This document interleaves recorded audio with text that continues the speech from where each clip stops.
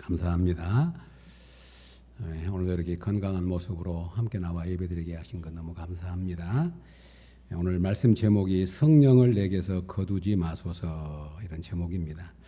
오늘 본문은 우리 성도님들이 이렇게 잘 알고 있는 내용입니다. 다윗의 시편으로 다윗의 대표적인 참회의 시입니다. 대표적인 회개의 시이죠.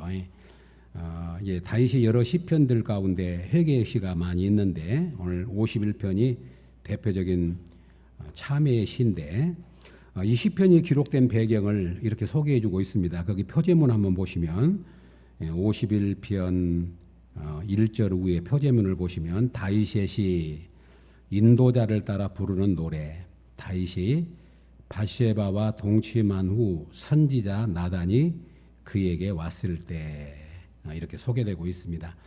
우리가 잘 아는 내용이기도 하고, 이 배경은 사무엘하 11장, 12장에 상세하게 기록되어 있는 내용입니다.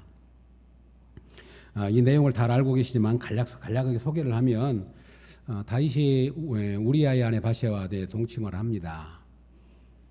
그런데 이 밧세바가 그만 아기를 가져버립니다. 임신을 했다는 소식을 듣습니다. 다윗은 이 흔적을 제거하기 위해서 그 남편이 우리아인데, 우리아라고 하는 사람은 지금 전쟁터에 나가 있는 군인입니다. 그런데 다윗이 요압 장군을 시켜가지고 그 우리아를 집으로 불러서 특별 휴가를 주라. 집에 와서 쉬도록 하고 자기 아내와 함께 잠을 자도록 하기 위해서 특별 휴가를 줍니다. 그런데 이 우리아가 집에를 들어가지 않는 거예요. 왜 안 들어가냐 그랬더니, 우리의 부하들이 그리고 많은 사람들이 함께 전쟁터에서 싸우고 있는데 나만 집에 와서 편히 쉴 수가 없습니다, 그러는 거예요. 그러니까 다윗이 사람을 시켜가지고 함께 음식을 먹게 하고 술에 취해서 집으로 돌려보냈는데도 안 들어가는 겁니다. 그러니까 이제 다윗이 자기 의도대로 안 되니까 나쁜 생각을 하게 됩니다. 악한 꾀를 생각해냅니다. 그게 뭐냐면, 지금 전쟁 중에 있으니까 이 우리아를 최전방으로 보내가지고 전사를 하도록 만드는 거예요. 그 다윗이 직접 편지를 써가지고 우리아의 손에 들려서 요압이라고는 장군의 편지를 보냅니다. 최전방에 보내고 전투가 한참 벌어질 때 너희들은 뒤로 빠져라. 그래서 요압으로 하여금 이 우리아를 죽도록 만듭니다. 이제 우리가 다윗하면 얼마나 하나님의 사람으로 참으로 용맹스럽고 하나님 마음에 합한 사람으로 인정받았던 사람이잖아요. 그런데 이런 다윗도 이제 한번 죄의 수렁에 빠지니까 그 죄의 수렁으로부터 벗어나오기가 힘든 거예요. 한번 사람이 어떤 죄를 범하면 그 죄를 자복하고 회개하고 돌이키면 좋은데, 어떻게든지 그것을 감추려고 하고 숨기려고 하고 그러다 보면 그것이 자꾸 부풀려져서 나중에는 헤어나올 수 없는 상황에 빠지게 되는 것을 압니다. 최근에 어떤 목사님을 이제 만났는데, 굉장히 어려움 가운데 오랫동안 처해 있던 분인데, 그분이 나한테 그런 이야기를 해요. 한번 그 잘못된 길인 걸 알면서도 한번 빠져버리니까 참 헤어나오기가 힘들고 지금도 거기서 못 나오고 있다고. 얽히고 설키고 고소하고 고발하고 막 난리가 나가지고, 그래서 그러지요. 참 힘든 시간을 보내고 있네요. 그렇게만 이야기를 했습니다. 이제 밧세바를 범하고 그의 남편 우리아를 전쟁터에 보내서 죽게 했습니다. 죽었다는 소식을 요압으로부터 듣고 장사를 지냅니다. 그리고 우리아의 아내 밧세바를 자기 집으로 다윗이 왕궁으로 불러서 자기 아내를 삼습니다. 그리고 그 밧세바로부터 아들을 낳습니다. 그리고 모든 것이 끝난 것 같았습니다. 평온했습니다. 이게 완전 범죄입니다. 아는 사람은 아무도 없습니다. 다윗과 밧세바밖에는 모릅니다. 그런데 착각한 것이 있지요. 왜냐하면 하나님이 알고 계셨죠. 하나님은 다 보고 계셨고 듣고 계셨고 그리고 알고 계셨습니다. 하나님이 나단 선지자를 다윗에게로 보냅니다. 나단도 힘들었을 겁니다. 왕 앞에 가서 왕의 죄를 지적한다고 하는 것은 얼마나 힘들고 두려운 일이겠죠. 나단도 기도하고 두려운 마음이 있었지만 하나님이 보냈기 때문에 나단 선지자가 다윗을 찾아갑니다. 찾아가서 나단 선지자가 다윗에게 이렇게 이야기합니다. 왕이여, 한 지역에 한 마을에 부자가 있었습니다. 그런 양도 많고 소도 많이 가지고 있는 부자가 있었는데 또 그 마을에 아주 가난한 한 여인이 있었는데 양 새끼 한 마리를 자기의 딸처럼 사랑하면서 키웠답니다. 그런데 그 부잣집에 손님이 찾아왔습니다. 그런데 이 부자는 자기 집에 많은 양과 소가 아까웠기 때문에 그 가난한 가부의 암양 새끼 한 마리를 빼앗아다가 잡아서 손님을 접대했답니다. 이야기를 듣고 있던 다윗이 아주 분노합니다. 다윗이 그 사람으로 말미암아 노하여 나단에게 이르되 여호와의 살아계심을 두고 맹세하노니 이 일을 행한 그 사람은 마땅히 죽을 자라. 그가 불쌍히 여기지 않고 이런 일을 행하였으니 그 양새끼를 4배나 갚아 주어야 하리라. 이 말을 듣는 다윗이 분노가 일어나요. 세상에 그런 나쁜 놈이 어디가 있냐. 자기 집 그렇게 많이 소가 양이 있으면서 아까워서 안 잡고 가난한 그 여인의 양새끼를 뺏어다가 자기 집에 온 손님을 대접했다니 그런 사람은 죽어야 할 자다. 그리고 그에게 4배로 갚아줘야 할 것이다. 그렇게 말합니다. 나단이 대답합니다. 나단이 다윗에게 이르되 당신이 그 사람입니다. 그리고 이어서 하나님 말씀을 이렇게 대언합니다. 내가 너를 사울의 손에서 구원하여 이스라엘 왕으로 세웠는데 어찌하여 내가 여호와의 말씀을 업신여기고 나 보기에 악을 행하였느냐. 칼이 내 집에서 영원토록 떠나지 아니하리라. 나단이 다윗에게 전하는 말씀입니다. 다윗이 이 말을 듣고 사무엘상 12장 13절에 이렇게 말합니다. 다윗이 나단에게 이르되 내가 여호와께 죄를 범하였노라 하고 자기 죄를 자복합니다. 내가 여호와께 죄를 범하였노라. 이 사건을 통해서 다윗은 하나님에 대해서 새롭게 알게 됩니다. 하나님은 모든 것을 다 아시는 하나님, 숨길 수 없고 감출 수 없고 피할 수 없는 하나님. 그래서 다윗이 시편 139편에서 이렇게 고백합니다. 주께서 내가 앉고 일어섬을 아시고 멀리서도 나의 생각을 밝히 아시오며 나의 모든 길과 내가 눕는 것을 살펴보셨으므로 나의 모든 행위를 익히 아시오니 여호와여 내 혀의 말을 알지 못하시는 것이 하나도 없으시니이다. 주에게는 흑암이 숨기지 못하며 밤이 낮과 같이 빛이 나이다. 주에게는 흑암과 빛이 같음이니이다. 다윗의 고백입니다. 다윗은 이 일을 통하여 하나님 앞에는 숨길 수 없구나, 하나님은 피할 수가 없구나, 하나님에게는 감출 수가 없구나 하는 것을 이제 알게 된 겁니다.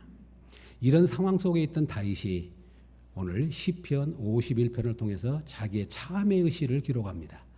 그러니까 오늘 이 시편 51편은 그런 배경 속에서 다윗이 그런 실패와 잘못을 범한 그런 엄청난 어둠 속에서 오늘 시편을 기록하고 자기의 죄를 자복하게 됩니다. 오늘 본문 시편 51편은 3가지 내용입니다. 첫 번째가 뭐냐면 나의 죄를 지워주소서. 이것이 다윗의 첫 번째 기도 제목입니다. 1절을 한번 보시렵니까? 1절에 보시면 시편 51편 1절입니다. 하나님이여 주의 인자를 따라 내게 은혜를 베푸시며 주의 많은 긍휼을 따라 내 죄악을 지워주소서. 내 죄악을 지워주소서. 2절에 나의 죄악을 맑게 씻으시며 나의 죄를 깨끗이 제하소서. 제하소서, 지워주소서. 7절에 보시면 7절에 우술초로 나를 정결하게 하소서. 내가 정하리이다. 나의 죄를 씻어주소서. 내가 눈보다 희리이다. 나의 죄를 씻어주소서. 9절입니다. 주의 얼굴을 내 죄에서 돌이키시고 내 모든 죄악을 지워주소서. 아멘. 다윗이 첫 번째 드린 기도가 뭐냐면 나의 죄악을 지워 주소서 이렇게 기도합니다. 나의 죄악을 지워 주소서, 제하해 주소서, 씻어 주소서, 깨끗하게 정결하게 해 주옵소서 하는 기도를 드립니다. 그런데 하나님 앞에 죄를 용서받을 때 1절에 보면 무엇에 근거해서 기도하냐면 주의 인자를 따라 내게 은혜를 베푸시며 주의 많은 궁유를 따라 내 죄악을 지워 주소서. 아멘. 주의 인자를 따라, 두 번째 주의 궁유를 따라. 우리 성도 여러분, 인자라고 하는 말은 뭐냐면 하나님의 사랑인데 어떤 사랑이냐면 봐주는 사랑이에요. 봐주는 사랑. 그런 기도 드려보셨습니까? 그런 기도를 한번 드려보신 적 있습니까? 하나님 앞에 하나님 봐주세요. 하나님 봐주세요. 하나님 봐주세요. 봐주세요 했는데 너무 많이 봐줘가지고 하나님 한 번만 더 봐주세요. 그런 기도를 드려보신 적 있으십니까? 예. 하나님께 봐주세요 했더니 하나님 너무 많이 봐주셨어요. 자기도 나도 알아요. 그러니까 하나님 한 번만 더 봐주세요. 인자가 뭐냐면 봐주시는 거죠. 궁일이 뭐냐면 불쌍히 여기시는 거예요. 다윗이 또 하나님을 알았어요. 내가 아무리 죽을 죄를 졌어도 하나님은 나에게 인자를 베푸시고 궁일을 베푸신 분입니다. 하나님의 인자를 따라 하나님의 궁유를 따라 나의 죄악을 뭐하소서? 지워주소서. 지워주소서. 사랑하는 여러분, 다윗은 이 사건을 통해서 자기가 얼마나 철저한 죄인인가를 알았습니다. 5절을 보시기 바랍니다. 5절에 보면 내가 죄악 중에서 출생하였으며 어머니가 죄 중에서 나를 잉태하였나이다. 여기 죄악 중에 출생했고 어머니가 죄 중에 출생했다는 말은 어머니가 불륜을 맺어가지고 나를 낳았다는 말이 아니고 나는 태어나기 전부터 죄인이었습니다 하는 고백이에요. 성경은 이것을 뭐라고 말하냐면 우리가 원죄라 그러잖아요. 성경은 이것을 원죄라 그럽니다. 그리고 이것을 뭐라 그러냐면 전적 타락이라고 말합니다. 근데 이게 아주 중요합니다. 여러분, 우리 사람은 머리끝부터 발끝까지 전적으로 타락해서 하나님의 은혜가 아니면 살아남을 수 없는 존재예요. 그러니까 내가 잘 살았는데 어쩌다가 실수해가지고 죄를 짓는 것이 아니고 우리는 죄를 지을 수밖에 없는 죄의 나무예요. 그 나무가 좋은 나무였는데 어쩌다가 잘못해가지고 나쁜 열매를 맺는 것이 아니라 우리는 본래 죄를 지을 수밖에 없는 그런 존재라고 하는 것을 고백하고 있는 겁니다. 내가 죄악 중에 출생했습니다. 어머니가 태중에서부터 나를 죄 중에 잉태했습니다. 그렇게 고백하는 거예요. 나는 죄인입니다 하는 고백입니다. 그래서 다윗은 고백합니다. 하나님 나를 용서하소서. 우술초로 나를 정결하게 하소서. 내가 정아리다. 내가 눈보다 희리다. 그렇게 고백하고 있습니다. 사랑하는 여러분, 하나님이 용서해 주시지 않으면 나는 죽습니다 하는 고백이 여기에 담겨져 있어요. 하나님이 용서하지 않으면. 왜냐하면 다윗의 지금 상황이 어떤 상황이었냐면 죄를 지었는데 죄를 하나님 앞에 토설하지 않았어요. 죄를 지었는데 죄를 안고 있어요. 죄를 지었는데 죄를 숨기고 있어요. 그것이 얼마나 고통스러운 것인가를 짐작하실 겁니다. 죄를 품고 있다고 하는 거, 오랫동안 죄를 지어가지고 지명수배를 받아가지고 오랫동안 몇 년 동안 쫓기던 사람이 있는데 그가 쫓기다가 어느 날 딱 잡혀요. 그가 하는 고백이 뭔지 압니까? 이제 살겠다 그래. 차라리 잡혀버렸으니까 이제 살겠다. 그 숨어 산다는 거, 죄를 감춘다고 하는 거, 죄에 숨어서 발각되지 않으려고 몸부림친다고 하는 것. 다윗은 이렇게 고백합니다. 시편 32편에 내가 입을 열지 아니할 때, 그 말은 자복하지 않을 때, 용서받지 못했을 때 그 말이죠. 내가 입을 열지 아니할 때에 종일 신음함으로 내 뼈가 쇠하였도다. 주의 손이 주야로 나를 누르시오니 내 진액이 빠져서 여름 가뭄에 마름같이 되었나이다. 자기가 죄로 인해서 입을 토설하지 못하고 고백하지 못하고 숨기고 있는 자기가 얼마나 고통스러웠냐면 여름 가뭄에 그냥 고사가 되는 것처럼 마치 포도주 틀에 포도를 넣고 꽉 짜버리면 진액이 다 빠져버리고 죽는 것처럼 그런 질식 상태에 있었다는 걸 고백하는 거예요. 내가 그런 상태에 있었습니다. 그러니 하나님이 나를 지금 이 시간에 봐주지 않으면 나는 못 삽니다. 이것이 다윗이 드리는 죄에 대한 고백입니다. 우리처럼 이제 우리가 죄를 짓고 그냥 쉽게 하나님 용서해 주세요 그냥 그러고 넘어간 것이 아니라 그 죄가 얼마나 고통스러웠던지, 죄가 얼마나 자기를 힘들게 했던지, 양심은 끊임없이 자기를 찌르지요. 율법은 끊임없이 자기를 정죄하고 있지요. 숨기는 것 때문에 견딜 수 없는 그 사람이 누구냐면 하나님의 사람이기 때문에 그래요. 하나님의 사람은 죄를 짓고 못 삽니다. 왜냐하면 너무 고통스러워요. 곤고합니다. 곤고해. 성도 여러분 가만히 생각해 보시죠. 내가 죄악 중에 있으면 하나님과 나와 딱 이 담이 쳐져 버리면, 딱 하나님과 나와의 거리가 딱 벽이 맞춰 버리면 우리는 질식하는 것과 같은 거죠. 그래 다윗이 그 고백하는 겁니다. 그래서 그가 하나님 앞에 지워 주소서, 용서해 주소서, 깨끗하게 하소서, 없애 주소서, 우술초로 나를 닦으셔 가지고 나를 새롭게 해달라고 기도하고 있는 것입니다. 사랑하는 여러분, 우리도 인생을 살면서 혹시라도 다윗같이 큰 범죄는 아니었다 할지라도 우리도 늘 우리 인생을 살다 보면 이런 상처와 찌꺼기와 아픔과 그런 죄의 허물로 살아갑니다. 그런데 예수를 믿고 가장 복된 삶이 뭐냐면 이런 죄악으로부터 건진받는 것이 최고의 복인 줄로 믿습니다. 우리 성도 이 고백을 드릴 수 있어야 합니다. 내가 예수를 믿어서 예수님을 알므로 말미암아 내가 모든 죄로부터서 자유함을 얻고 용서를 받을 수 있는 길이 열렸다고 하는 사실이 우리는 말할 수 없는 축복이요, 은혜요, 기쁨이요, 영광인 것을 믿으시기를 주의 이름으로 축복합니다. 그 다윗이 고백합니다. 허물의 사함을 받고 자기의 죄가 가려진 자는 복이 있도다. 다윗의 경험이에요. 시편 32편에서 허물의 사함을 받고 자기의 죄가 가려움을 받는 사람은 뭐가 있어요? 복이 있다. 죄인이 죄를 씻음받고 용서받는 것만큼 복된 길은 없습니다. 사랑하는 여러분, 오늘도 우리가 저와 여러분들이 하나님 앞에 나와 예배할 때 우리 주 예수 그리스도의 보혈의 은혜를 힘입어서 우리의 죄와 허물을 씻음받고 용서받는 이 아침이 될 수 있기를 주의 이름으로 축복합니다. 이것이 얼마나 큰 축복인지 몰라요. 사단은 항상 우리로 하여금 과거의 죄와 우리 허물을 자꾸 지적하고 되살아나게 하고 생각나게 하고 그것이 우리를 사로잡아서 우리로 하여금 하나님의 사람으로 살지 못하도 우리에게 족쇄를 지어요. 그런데 그 죄의 족쇄를 끊는 길은 사람의 힘으로 안 됩니다. 바로 오직 예수 그리스도의 핏값을 통해서 예수 그리스도의 십자가의 은혜를 통해서만 그것이 풀리고 해방될 줄로 믿습니다. 예수님이 오신 목적이 뭡니까? 우리를 죄로부터 자유케 하시려고 압박된 죄로부터 우리를 풀어주시기 위해서 오셨습니다. 그런 과정 속에서 토해내는 시간이 필요합니다. 그게 회개입니다. 토해내는 시간. 사랑하는 여러분, 토설하는 시간. 다윗은 눈물로 요를 적셨습니다. 다윗의 시편에 뭐라고 고백합니까? 내가 눈물로 침상을 띄우나이다. 눈물로 침상을 띄우나이다.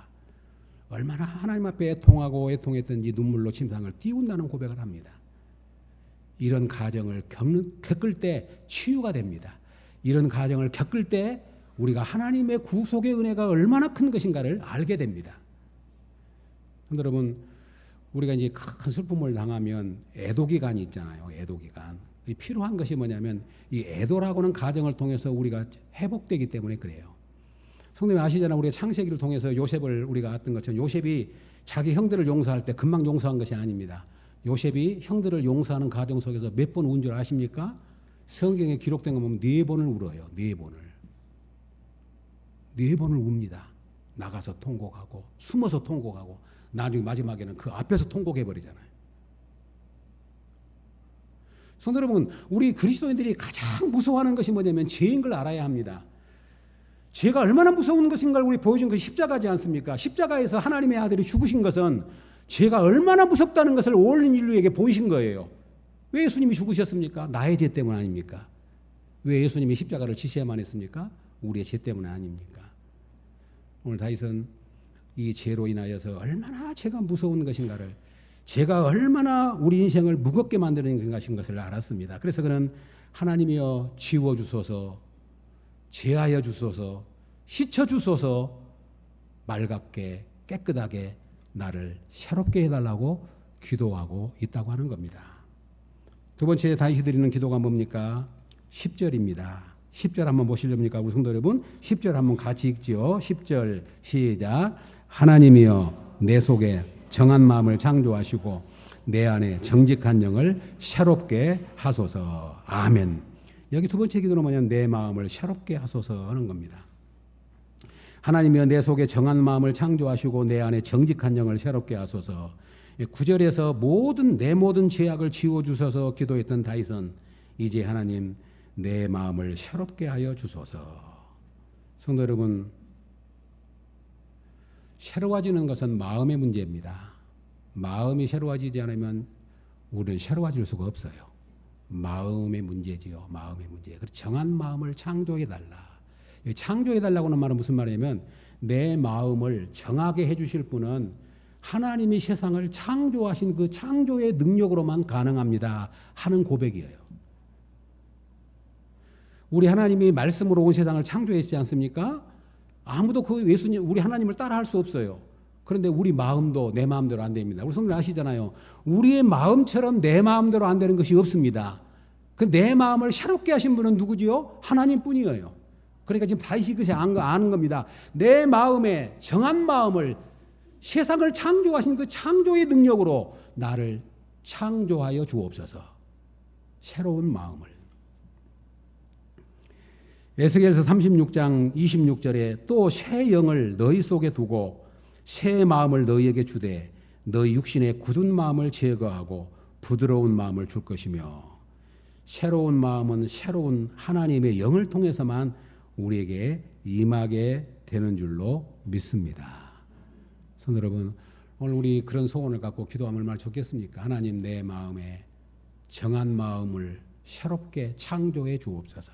내 마음을 새롭게 하여 주옵소서. 그래서 여러분 주님 앞에 나올 때마다 이 기도 끊임없이 저와 여러분이 드릴 수 있기를 주의 이름으로 축복합니다. 우리는 늘 마음이 더러워집니다. 세상을 살아가면서 무디어집니다. 굳어집니다. 하나님의 영이 우리 안에 임할 때만 내 마음이 부드러운 옥토의 마음이 됩니다. 여러분 가끔 여러분의 모습을 말씀에 한번 비춰보시면 그렇지 않던가요? 저는 종종 그런 것을 봅니다. 처음 예수님을 믿었을 때, 처음 목회를 시작했을 때, 처음 신앙생활을 하나님의 은혜를 누리고 살았을 때는 그래도 하나님 앞에 순전한 마음이 있었던 것 같은데 지금 와서 보니까 순전한 것도 없고 무디어져 버리고 무감각하게 해져 버리고 하나님 내가 왜 이렇게 됐습니까? 그럴 때가 그런 두려움이 임할 때가 많은데 우리 성도님들은 그럴 때가 없는지 모르겠어요. 그때 드릴 수 있는 기도는 하나님 내 마음을 새롭게 창조해 주시고 새 영을 내 마음에 부어주시기를 원합니다. 그 기도를 드릴 수 있기를 주의 이름으로 축복합니다. 하나님이 다윗이 새 마음, 정한 마음을 창조해 주시고 내 영을 새롭게 해달라고 하는 말은 하나님 나를 포기하지 말아 주십시오. 나를 예면하지 말아 주십시오. 주의 얼굴을 내게서 돌리지 말아 주십시오 하는 고백인 줄로 믿습니다. 사랑하는 여러분, 이것이 다윗이 드리는 두 번째 기도였습니다. 하나님이여 내 속에 정한 마음을 창조하시고 내 안에 정직한 영을 새롭게 하소서. 아멘. 마지막에 다윗이 소원하는 기도가 있습니다. 11절 12절입니다. 11절 12절 시작. 나를 주 앞에서 쫓아내지 마시며 주의 성령을 내게서 거두지 마소서. 주의 구원의 즐거움을 내게 회복시켜 주시고 자원하는 심령을 주사 나를 붙드소서. 아멘. 주 앞에서 쫓아내지 말아 주십시오. 주의 성령을 내게서 거두지 마십시오. 구원의 즐거움을 회복시켜 주옵소서. 다윗이 죄로 인하여 고통받으면서 가장 두려웠던 것이 뭐냐면 하나님과 단절되는 것이었습니다. 하나님께 버림받으면 어쩔까 하는 두려움 때문이었습니다. 죄 그 자체가 다윗에게도 고통스러웠지만 다윗이 왜 그렇게 죄로 인해 고통스러워했냐면 하나님과의 단절되는 것, 하나님께로부터 멀어지는 것, 하나님이 나를 잊어버리면, 하나님이 내게서 얼굴을 돌려버리시면 어쩔까 하는 두려움 때문이었어요. 왜냐하면 성도 여러분, 다윗은 그렇게 위대한 사람이었지만 그렇게 성경학자들은 이야기를 합니다. 사실은 다윗은 부모로부터 버림받았다. 사실은 다윗은 형제로부터도 왕따당했다. 다윗은 자기 아내 미갈로부터도 사실 버림당한 거예요. 그리고 아들 압살롬으로부터도 버림당했어요.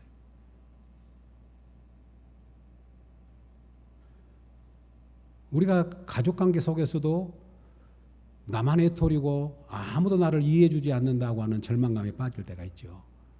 다윗은 사실 그런 사람이었습니다. 그런데 다윗의 고백서가 뭐냐면 이제 하나님마저도 나를 버리시면, 하나님마저도 나에게 눈을 돌려버리시면, 하나님마저도 내게 나를 예면해버리면 나는 이제 설 곳이 없습니다. 이것이 다윗의 내면에 있는 두려움이었어요. 그래서 하나님, 나의 죄악을 지워주소서, 나를 새롭게 하소서, 나를 주 앞에서 쫓아내지 마소서, 내 안에 계신 내 안에 계신 성령을 버리지 말게 하소서. 그리고 나를 마지막에 뭐라고 합니까? 구원의 즐거움을 회복시켜 주소서. 뭘 회복시켜 달라고요? 구원의 즐거움을 회복시켜 주소서. 사랑하는 여러분, 다윗의 인생을 잘 압니다. 사울 왕에게 쫓겨다니면서 죽을 고비를 수없이 넘겼지만 그래도 견딜 수 있었던 것은 다윗의 구원의 즐거움 때문이었어요. 다윗이 쫓기다가 더 이상 쫓길 수 없어서 블레셋 땅으로 숨어가지고 자기 신분이 노출되니까 살아남으려고 미친 사람 흉내를 냈어요. 한번 생각해 보십니까? 왕이 다른 지역에 들어가가지고 발각이 되니까 그 나라 사람들에게 자기 신분을 숨기려고 침을 질질 흘리면서 미친 사람 흉내를 내면서 대문을 그적그적하고 그랬다니까요. 그러면서도 다윗이 살아남았던 이유는 하나님이 함께 하시는 구원의 즐거움 때문이었어요. 지금까지 다윗이 살아왔던 원동력은 뭐냐면 하나님이 함께 하시는 임마누엘 하나님이 자기와 함께 했다는 그 고백 때문에, 그 구원의 즐거움 때문에 견디고 참고 이겨내며 살아왔는데 이 죄악으로 인하여서 구원의 즐거움이 이제 멈춰버린 겁니다. 구원의 즐거움이 사라져버린 겁니다. 그러니까 다윗이 지금 애걸을 하는 거, 하나님 구원의 즐거움을 회복시켜 주소서, 구원의 즐거움을 회복시켜 주소서, 그 고백을 드리고 있는 거예요. 사랑하는 성도 여러분, 우리들이 주님 앞에 나와 예배 드릴 때마다 잊지 마실 것은 이 구원의 즐거움을 잃어버리지 마시기를 주의 이름으로 축복합니다. 구원의 즐거움만 있으면 우리는 모든 환경, 어떤 원수가 우리 앞에 대적한다 할지라도 능히 이길 수 있어요. 그런데 구원의 즐거움을 잃어버린다면 우리는 삼손이 머리가 잘라져 버린 것처럼 힘을 쓸 수가 없는 겁니다. 다윗은 이 죄로 인해서 하나님 지워주십시오. 나의 모든 죄악을 지워주십시오. 하나님이, 사람은 지울 수 없지만 하나님이 지워주시면 지워집니다. 오직 예수 그리스도의 십자가의 피만, 그리스도의 은혜만, 하나님의 궁일하심만, 하나님의 인자하심만 우리의 죄악을 맑게 씻겨 주실 수 있는 분인 것을 믿으시기를 주의 이름으로 축복합니다. 이것이 우리의 소망이에요. 그리고 그것 갖고 안 됩니다. 하나님, 나를 새롭게 해 주옵소서. 새 마음, 정결한 마음, 깨끗한 마음, 처음 예수님 믿었을 때 그 순전한 마음, 처음 예수님을 믿었을 때 그 구원의 기쁨, 처음 주님을 사랑했던 그 첫사랑, 우리도 여기까지 오면서 첫사랑을 잃어버리지는 않으셨습니까? 처음 믿었을 때 그 순전함을 혹시는 잃어버리지는 않으셨습니까? 오늘 우리도 기도해야 됩니다. 하나님, 구원의 즐거움을 회복시켜 주옵소서. 이것이 다윗이 드린 기도입니다. 하나님의 나라의 구원의 즐거움을 회복시켜 주시면 내가 이렇게 살겠습니다 하는 내용이 쭉 나오는데 시간들이 좀 되니까 간단해 보시면 13절에 이런 고백을 드려요. 13절에 그리하면 구원의 즐거움을 회복시켜 주시면 내가 범죄자에게 주의 도를 가르치리니. 이 말씀을 그렇게 제가 마음에 와닿더라고요. 하나님, 내가 이제 죄가 얼마나 무서운 것인가를 경험했지 않습니까? 내가 다른 사람들에게 내가 경험한 것을 통해서 범죄자들에게 하나님의 뜻을 가르쳐주고 싶습니다. 그러면 범죄자들이 주께로 돌아올 겁니다. 그런 고백을 드리는 거예요. 내가 이런 아픔을 겪어봤는데 이 무시무시한 이 캄캄한 흑암을 지나봤는데 내가 그런 죄악 가운데 있는 사람들에게 내가 가르쳐서 그 범죄자들을 돌아오게 하겠습니다. 14절에 하반절에 보시면 내 혀가 주의 의를 높이 노래하리이다. 15절에 주여 내 입술을 열어주소서 내 입이 주를 찬송하여 전파하리이다. 하나님 나를 회복시켜 주시면 내 입이 다시 열려서 주를 찬송하게 될 것이고 주를 높이 노래하게 될 것이고 그리고 많은 사람들을 주께 돌아오는데 제가 쓰임받을 수 있겠습니다. 하나님 지워주소서 새롭게 하여 주소서 구원의 즐거움을 회복시켜 주소서. 아멘. 결론입니다. 우리 17절 보시기 바랍니다. 17절 함께 읽겠습니다. 시작. 하나님께서 구하시는 제사는 상한 심령이라. 하나님이여 상하고 통회하는 마음을 주께서 멸시하지 아니하시리다. 아멘. 여기 깊은 뜻이 있어요. 하나님이 내 기도를 들어주시고 나를 용서해 주실 것이라는 확신 속의 이 고백을 드립니다. 아멘이죠? 뭐라고 말합니까? 하나님께서 구하시는 제사는 상한 심령인데 내가 이렇게 상한 심령으로 하나님 앞에 통회했으니 하나님은 내 마음을 멸시하지 아니하실 것입니다. 아멘. 아멘. 최고의 예배가 뭔지 아십니까, 성도 여러분? 최고의 예배가 뭐냐면 상한 심령으로 나오는 거예요. 하나님이 구하시는 제사는 상한 심령. 하나님은 절대 상한 심령을 멸시하지 않습니다. 아멘이죠? 예, 우리의 의로 나온 것도 아니고 내가 많은 것을 하나님 앞에 뭘 들여가지고 나온 것도 아니고 상한 심령. 하나님 아니면 나는 소망 없습니다. 하나님의 은혜가 아니면 하나님의 자비하심이 아니면 하나님의 궁일하심이 아니면 하나님이 봐주시는 인자하심이 아니면 나는 설 수가 없습니다. 두 손 들고 나를 불쌍히 여겨 주옵소서 하는 심령을 우리 하나님은 받으시고 그 심령을 결단코 멸시하지 아니하실 줄로 믿습니다. 이것이 확신이에요. 하나님, 내가 상한 심령으로 이렇게 나왔는데 하나님은 상한 심령을 받으시고 멸시하지 않은 분이시기 때문에 나의 기도를 들어주시고 나를 용서해 주실 줄로 믿습니다. 하나님의 인자를 붙들어요. 하나님의 궁유를 붙듭니다. 하나님의 궁유를 의탁합니다. 그리고 그는 다시 일어섭니다. 사랑하는 성도 여러분, 이것이 다윗이 누리는 평안이고 이것이 다윗이 누리는 안식이었습니다. 오늘도 소망합니다. 우리의 죄가 아무리 진홍같이 붉을지라도 양털과 같이 흰눈과 같이 깨끗하게 씻어주시기를 주의 이름으로 축복합니다. 내 마음 나 마음대로 할 수 없지만 하나님이 우리 마음을 새로운 마음으로 창조해 주시고 정한 마음을 우리에게 새롭게 해주셔서 구원의 즐거움을 회복하시고 이 기쁨 속에서 우리 남은 여생을 넉넉히 이겨내는 은혜가 있기를 주님의 이름으로 축복합니다. 아멘. 하나님